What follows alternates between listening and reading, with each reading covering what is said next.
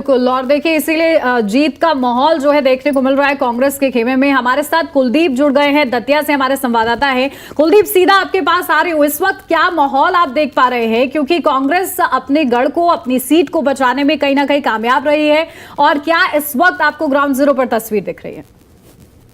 जी नमस्कार। अभी 10 मिनट पहले ही यहाँ मतगणना संपन्न हुई है और कांग्रेस के प्रत्याशी घनश्याम सिंह को जीत का प्रमाण पत्र दिया गया है।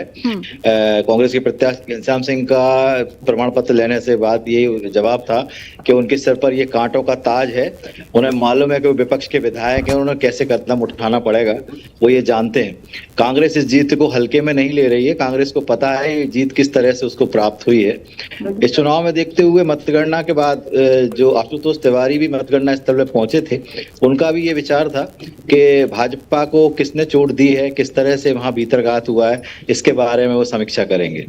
रही बात इस पूरे चुनाव की, दतिया उपचुनाव अपने आप में प्रदेश का एकमात्र चुनाव था। ऐसी स्थिति में ये सीट पूरी तरह से हाई वोल्टेज थी और प्रदेश के मंत्री, मुख्यमंत्री, प्रदेश के भाजपा अध्यक्ष और लगभग 35 से ज्यादा विधायक और राष्ट्रीय संगठक तक भाजपा के दतिया में ही रहे, जिन्होंने प्रचार की कमान संभाली। इसी तरह कांग्रेस की तरफ से भी जीतू पटवारी, दिग्विजय सिंह, उमंग सिंघार, सिद्धार्थ कुशवाहा से लेकर तमाम बड़े नेता कांग्रेस के प्रचार में लगे रहे। इस देखा जाए तो दोनों ही दलों ने प्रदेश स्तरीय नेताओं के कमान के बीच में ये चुनाव लड़ा है। ऐसे में ये माना जा रहा था कि प्रत्याशी तो अपनी जगह काम कर ही रहे हैं, ये दोनों दलों के वरिष्ठ नेताओं के बीच में, दिग्गजों के बीच में भी एक तरीके से मुकाबला था। सबसे बड़ी बात इस चुनाव में ये देखने को मिली कि नरोत्तम मिश्रा का जैसे टिकट कटा, उसके बाद से भाजपा में एक अलग सी लहर शुरू हो गई थी, जो अंदरूनी लहर इस चुनाव में एक बड़ा फैक्टर साबित हुई है।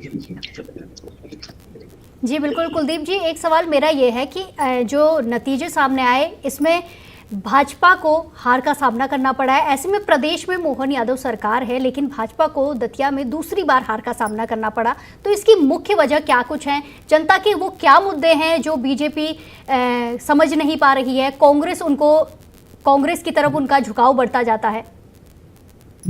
सबसे बड़ी बात तो ये, इस चुनाव को सामान्य दृष्टि से चुनाव के रूप में ना देखा जाए। ये चुनाव दोनों ही दलों के लोगों ने अपने वर्चस्व प्रतिष्ठा का प्रश्न बना लिया था। इस कारण दोनों ही दलों के जो भीतरघाती लोग थे, उन्होंने एक दूसरे को चोट पहुंचाने में कोई कसर नहीं रखी। यही परिणाम है कि ये जो चुनाव का परिणाम आया है वो भाजपा के विपक्ष में चला गया। कारण जो कांग्रेस यहाँ 2023 में जीती थी, उस समय भी ये माना जा रहा था कि पूर्व गृह मंत्री जी के विरोध के कारण ही कांग्रेस प्रत्याशी यहाँ विजयी हुए हैं। इसके बाद उनका धोखाधड़ी, बैंक धोखाधड़ी मामले में उनकी अयोग्यता साबित हो जाना, ये भी कांग्रेस के लिए नेगेटिव फैक्टर था। और इस बीच भाजपा के जो संभावित उम्मीदवार माने जा रहे थे, डॉक्टर नरोत्तम मिश्रा, को तैयारियों में जुट गए थे।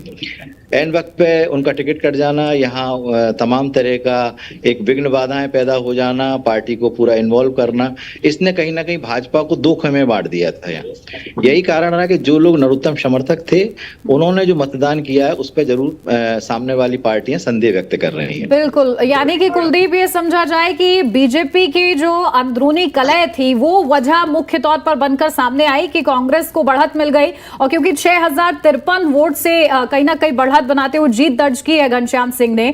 ऐसे में क्या मुख्य मुकाबला और क्या चर्चाओं, क्या बयान जो थे लगातार कहीं ना कहीं चर्चा का विषय बने हुए थे, जो कि सबसे ज्यादा महत्वपूर्ण साबित हुए हैं इस जीत के लिए, घनश्याम सिंह के लिए? जी बिल्कुल सही कह रहे हैं आप। चुनावी सभाओं में, चुनावी माहौल में जिस तरह से नरोत्तम मिश्रा जी का रुदन हुआ, उसने भी यहाँ के जनता के बीच में एक अलग सा संदेश दिया, उनके समर्थकों ने भी अलग संदेश गया है। और ग्रामीण क्षेत्र में जहाँ कांग्रेस थोड़ी सी संभली, लेकिन शहरी क्षेत्र ने बीजेपी का साथ बिल्कुल नहीं दिया। बीजेपी यहाँ शहर के लोगों से, शहरवासियों से लगभग जो काउंटिंग में स्थिति दिखी, पिछड़ती नजर आई और यहाँ कांग्रेस ने बढ़त बनाई। जबकि ग्रामीण क्षेत्र में बीजेपी ने थोड़ा सा फाइट होने की कोशिश की। दूसरी बात मैं ये कहना चाहूंगा, जो अभी चर्चा आपके डेस्क पे हो रही थी, यहाँ पर आजाद समाज पार्टी ने भी दखल दिया है जी। आजाद समाज पार्टी इस चुनाव में 22,000 से ज्यादा वोट लेके गई है और उसके कारण भी चुनाव में फैक्टर बदला है। बिल्कुल। देखिए, त्रिकोणीय कहीं ना कहीं ये मुकाबला था, और जिस तरीके से आप आजाद पार्टी का भी जिक्र कर रहे हैं, लेकिन इसी के साथ साथ, क्योंकि इससे पहले 2023 में भी ये सीट कांग्रेस के पास थी, लेकिन जो प्रत्याशी थे या जो विधायक चुने गए, उन पर जिस तरीके से धोखाधड़ी का मामला दर्ज हुआ, 3 साल की सजा हुई, क्या ये फैक्टर बिल्कुल पूरी तरीके से नजरअंदाज रहा इस बार, क्योंकि लोगों ने दोबारा से कांग्रेस पर विश्वास जताया है?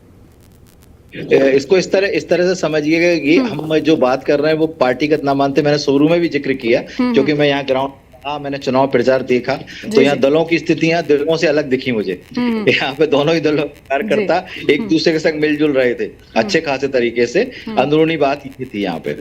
और जो आप कहना चाह रहे हैं कि कांग्रेस के जो प्रत्याशी रहे, उनकी तरफ से जो उनके अयोग्यता के प्रमाण को भाजपा शुरुआती दौर में साबित करने में सफल भी रही, लेकिन जैसे ही वो टिकट बदला गया और टिकट बदलने का निर्णय अप्रत्याशित रूप से हुआ, उससे भाजपा की सारी फील्ड जो जमी हुई थी 3 महीनों की, वो डिस्टर्ब हो गई है, और इसका लाभ पूरी तरह से कांग्रेस को मिला।